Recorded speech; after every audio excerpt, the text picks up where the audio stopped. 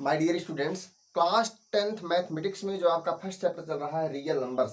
Previous videos में हमने NCERT के एक्सरसाइज 1.1 के हर एक क्वेश्चन को सॉल्व कराया था और उसके एग्जांपल्स को भी, और उसके बाद हमने आरडी शर्मा के क्वेश्चन नंबर 1 to 4 को भी सॉल्व कराया। आइए देखते हैं क्वेश्चन नंबर 5 क्या है। Prove that if a positive integer is of the form 6q + 5 then it is of the form 3m + 2 for some integer m but not conversely। यानी कि कोई सा भी पॉजिटिव इंटीजर हो जो कि 6q + 5 के फॉर्म का हो तो वह इस फॉर्म का भी होता है, 3m + 2 के फॉर्म का भी होगा। यदि कोई भी पॉजिटिव इंटीजर 6q + 5 के फॉर्म का है तो वह पॉजिटिव इंटीजर इस फॉर्म का भी होगा किसी इंटीजर m के लिए। यहाँ पर q क्या है, q भी कोई इंटीजर है। तो बट नॉट कन्वर्सली, लेकिन इसका उल्टा सत्य नहीं है। क्या कि यदि कोई भी पॉजिटिव इंटीजर 3m + 2 के फॉर्म का हो किसी इंटीजर m के लिए तो वह पॉजिटिव इंटीजर इस फॉर्म का हो, यह जरूरी नहीं है। तो इसका मतलब कन्वर्सली ट्रू नहीं है। तो यही मुझे यहाँ पर बताना है। आइए देख लेते हैं। यहाँ पर देखिए, यहाँ पर ऐसा कुछ नहीं कहा है कि आप इस क्वेश्चन को सॉल्व करिए। इस क्वेश्चन को आप यूक्लिड डिवीजन लेमा से ही सॉल्व करिए। तो आप कैसे भी सॉल्व करके दिखा सकते हैं। यदि हम यूक्लिड डिवीजन लेमा से सॉल्व ना करना चाहें तो देखिए कैसे कर सकते हैं। यहाँ पर 6q + 5 है, q कोई इंटीजर है ही है, तो 6q + 5 को हम लिख सकते हैं 6q + 5 को लिख सकते हैं 3 + 2, क्योंकि हमें 2 लाना है। तो 2 लाने के लिए इसको 2 पार्ट में स्प्लिट कर देते हैं तो हो जाएगा 2 + 3। 5 को हम ऐसा लिख देते हैं 3 + 2, और 6q पहले था वो है ही है। तो यहाँ पर देखिए इन दोनों टर्म में 3 कॉमन है, 3 × 2 = 6, 2q + 3 कॉमन हो, यहाँ 1 आया +2। ये क्या हुआ 2q + 1। यदि 2q + 1 को हम m माने तो क्या हुआ 3m + 2, वेयर m = 2q + 1। शायद इतना समझ में आया होगा आपको। यहाँ पर आपने क्या देखा, ये कोई भी पॉजिटिव इंटीजर है। यदि कोई भी पॉजिटिव इंटीजर मैंने देखा कि यदि 6q + 5 के फॉर्म का है तो वह 3m + 2 के फॉर्म का भी होता है। लेकिन हमें ये दिखाना है कि इसका कन्वर्सली ट्रू नहीं है। आइए देख लेते हैं इसका कन्वर्सली क्या ट्रू है कि नहीं। तो देखते हैं 3m + 2 है, 3m + 2। आइए देखते हैं क्या इस फॉर्म का है। ये कोई भी पॉजिटिव इंटीजर यदि 3m + 2 के फॉर्म का है तो क्या वह 6q + 5 के फॉर्म का होता है, ये चेक कर लेते हैं। यहाँ पर हम लिख सकते हैं 3m। अच्छा, यहाँ पर 2 है, हमें लाना क्या है किस फॉर्म का, 5 के फॉर्म का लाना है। तो यहाँ पर 5 लाना पड़ेगा, इसके लिए हमें 2 क्या ऐड करना पड़ेगा, 3 ऐड करना पड़ेगा। तो जिससे कोई फर्क ना पड़े इसके लिए हमें 3 माइनस भी करना पड़ेगा इसी में से। तो क्या हुआ, यहाँ पर हमने 3 प्लस कर दिया तो क्या हुआ 3 + 2 = 5 आ गया। अब इधर 3m - 3 आ गया, यहाँ से 3 कॉमन हुआ, क्या आया m - 1। इस m - 1 को यदि हम q माने, m - 1 को यदि हम q माने तो क्या हुआ 3q + 5 के फॉर्म का हो गया। लेकिन हमें लाना क्या था कि 3m + 2 जो है, कोई भी पॉजिटिव इंटीजर यदि 3m + 2 के फॉर्म का है तो वह 6q + 5 के फॉर्म का भी होता है। ऐसा दिखा देना चाहिए। अगर कन्वर्सली ट्रूथ होता तो हमें ऐसा दिखाना चाहिए था कि 3m + 2 कोई भी पॉजिटिव इंटीजर यदि इस फॉर्म का है तो वह इस फॉर्म का भी होता है, यदि कन्वर्सली ट्रूथ होता तो। लेकिन कन्वर्सली ट्रू है नहीं, तो यहाँ पर हम दिखा भी तो नहीं पाए। यहाँ पर देखिए 3m + 2 के फॉर्म का कोई पॉजिटिव इंटीजर है तो हम यहाँ पर कहाँ दिखा पाए कि वह 6q + 5 के फॉर्म का होता है। यहाँ पर ये तो 3q + 5 के फॉर्म का है, ना कि 6q + 5 के फॉर्म का। तो यहाँ पर हमने क्या देखा, इसका जो कन्वर्स है वो सत्य नहीं है। तो ये तो हमने बताया आपको without using the Euclid division lemma कि any positive, if a positive integer is of the form 6q + 5 where q is some integer then it is of the form 3m + 2 for some integer m but not conversely। शायद आपको इतना समझ में आया होगा। आइए हम अब इसी क्वेश्चन को हम यूक्लिड डिवीजन लेमा से सॉल्व करते हैं। यहाँ पर दिया गया है if a positive integer is of the form 6q + 5 where q is some integer. तो 6q प्लस 5 के फार्म का हो, तो कोई सा भी पॉजिटिव इंटीजर यदि 6q प्लस 5 के फार्म का है तो हम मान लेते हैं पॉजिटिव इंटीजर, कोई पॉजिटिव इंटीजर n है तो n इक्वल टू हम इसके इक्वल मान लेते हैं। कोई सा भी पॉजिटिव इंटीजर है तो मान लेते हैं पॉजिटिव इंटीजर n है, तो हम लिख सकते हैं let n equal to 6q plus 5 where q is some integer, where q is some integer, we know that। और ये q इंटीजर है तो हमें पता है कोई भी इंटीजर हो या तो वह ऑड होता है या तो इवन होता है, तो we know that q is equal to, q is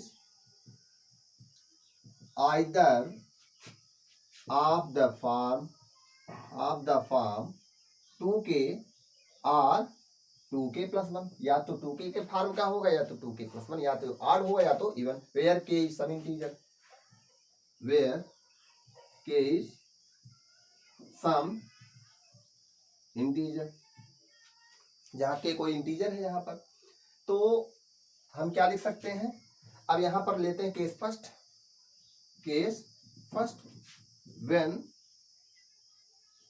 when क्या q इक्वल टू क्या हो 2k हो, when q equal to 2k। आइए देखते हैं जब q इक्वल टू 2k होगा तो n इक्वल टू क्या आएगा, देन वो पॉजिटिव इंटीजर जिसकी बात यहाँ पर हो रही है वो पॉजिटिव इंटीजर क्या होगा 6, q की जगह पर क्या रखेंगे 2k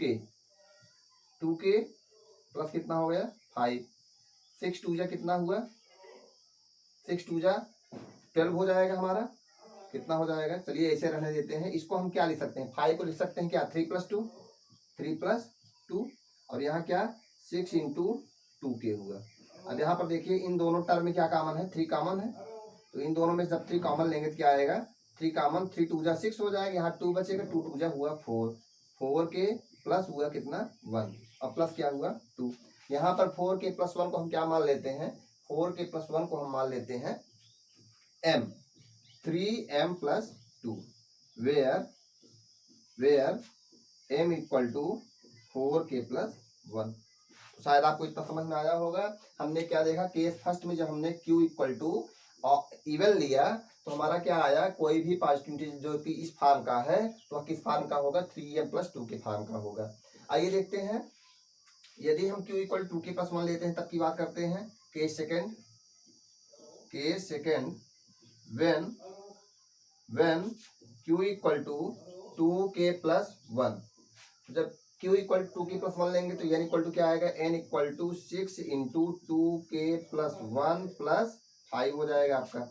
इक्वल टू क्या आया, यहाँ पर 5 को अगेन 3 प्लस 2 लिख सकते हैं, तो यहाँ क्या हुआ 6 into 2k plus 1 plus 3 plus 2। अब यहाँ पर ध्यान दीजिए आप 6 into 2k plus 1 plus 3 plus 2 में यहाँ इस 3 और 6 इंटू 2k प्लस 1 में 3 कॉमन है इन दोनों टर्म में, जब इसमें से 3 कॉमन ले लेंगे हम क्या आएगा, यहाँ पर 3 कॉमन ले लीजिए यहाँ से, तो यहाँ पर क्या आया आपका, यहाँ पर बचेगा 2 और 2 2 जा 4 एंड 2 1 जा 2, तो यहाँ पर हुआ 4k प्लस 2 और यहाँ पर 3 कॉमन लेने से यहाँ पर 1 बचा है, तो क्या हो गया 4k प्लस 3 आ गया, 4k प्लस क्या आ गया 3, 4k प्लस 3 और प्लस यहाँ पर क्या बचा 2।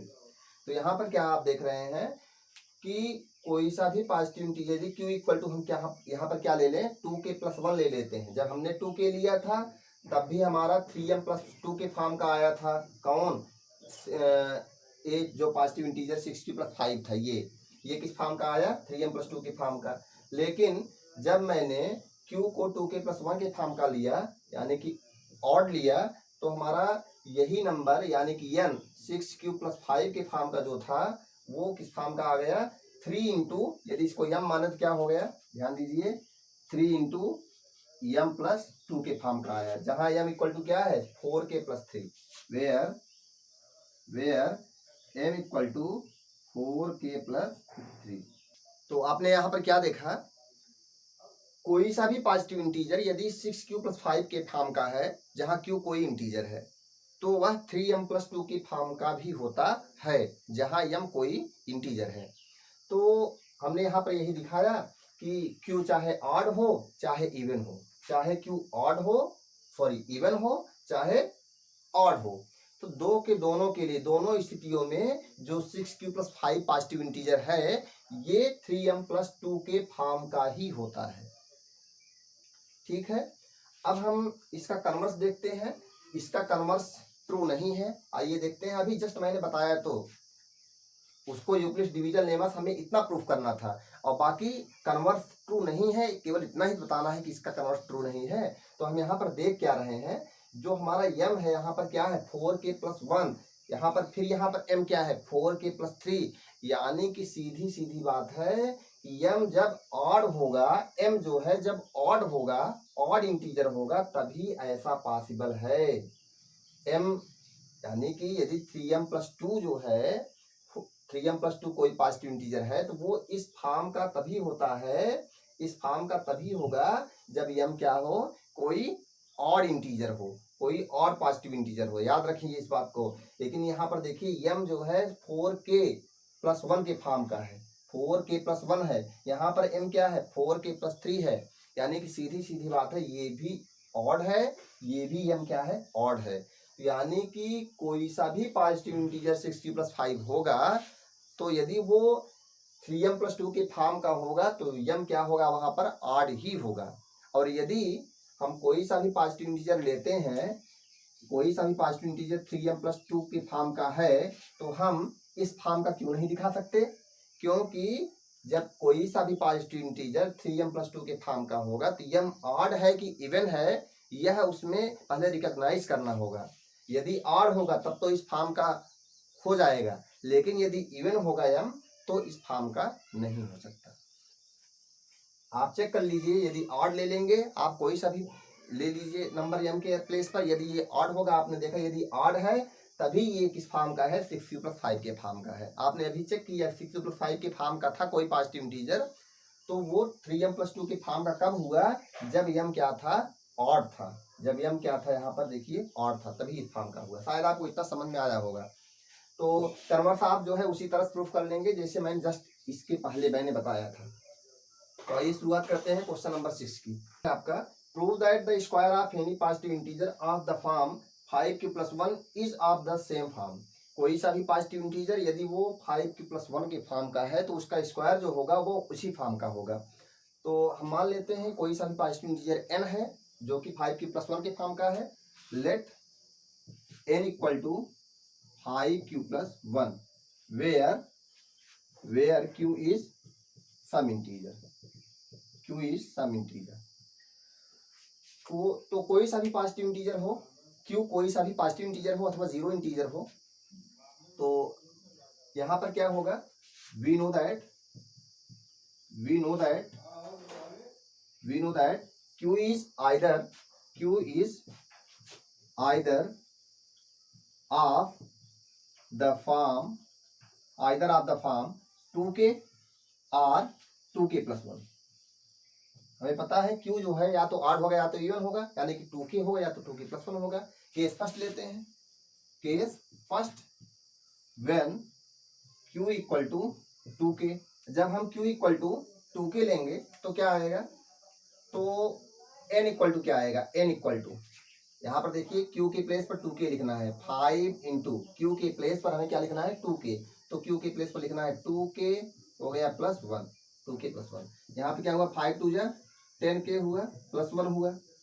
अब यहाँ पर क्या है, ये तो n की वैल्यू है, हमें इसका स्क्वायर करना है। The square of any positive integer, ये पॉजिटिव इंटीजर था, इसका स्क्वायर करना है, क्या आएगा n² =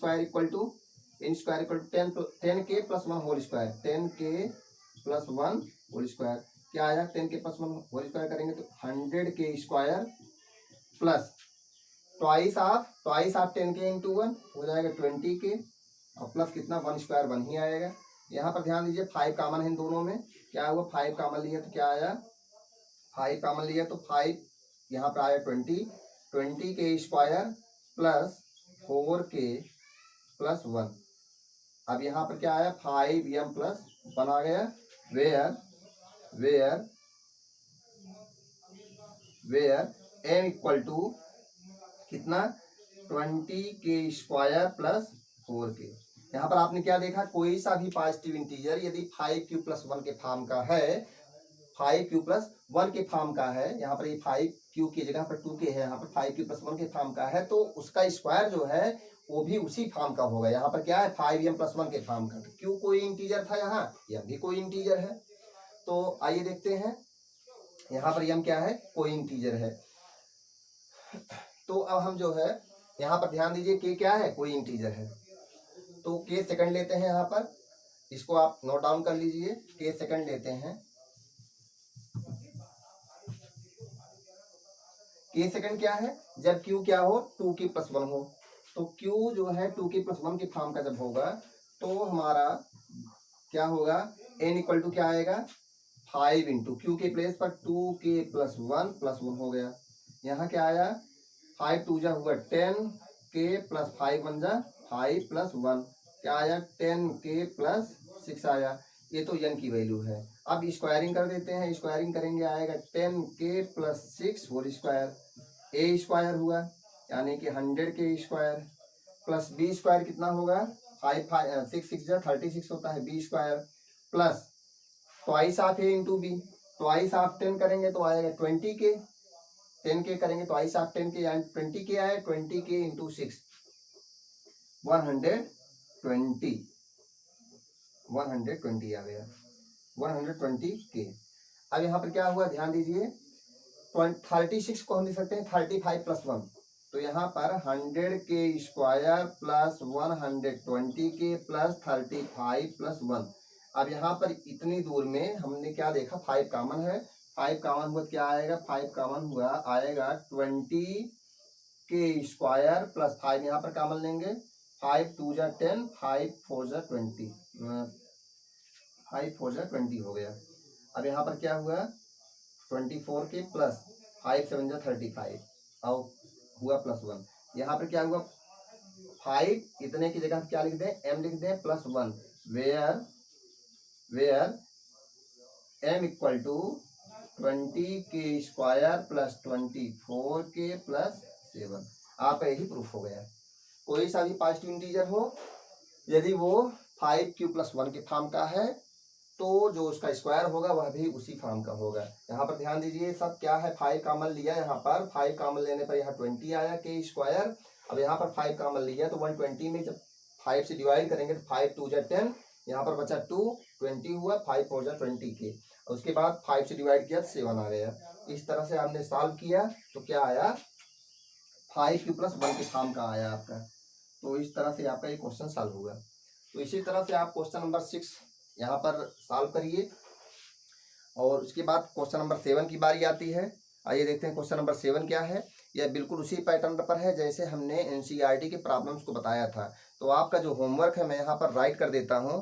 क्वेश्चन नंबर 7 8 और 9 और 10 भी आपको होमवर्क के रूप में दिया जा रहा है, आप उसको सॉल्व करिए। और नेक्स्ट वीडियो में हम आपको एक्सरसाइज 1.1 के बाद वाली एक्सरसाइज आपको बताएंगे। माय डियर स्टूडेंट्स, ये कुछ क्वेश्चंस आपके बोर्ड पर दिए गए हैं, इसको आपको एज ए होमवर्क इसको सॉल्व करना है। आपको जो इसमें से क्वेश्चन नहीं आ रहे हैं उसको आपको पूछना है। इसमें जितने भी क्वेश्चंस हैं वो एनसीईआरटी के एक्सरसाइज 1.1 के पैटर्न के हैं।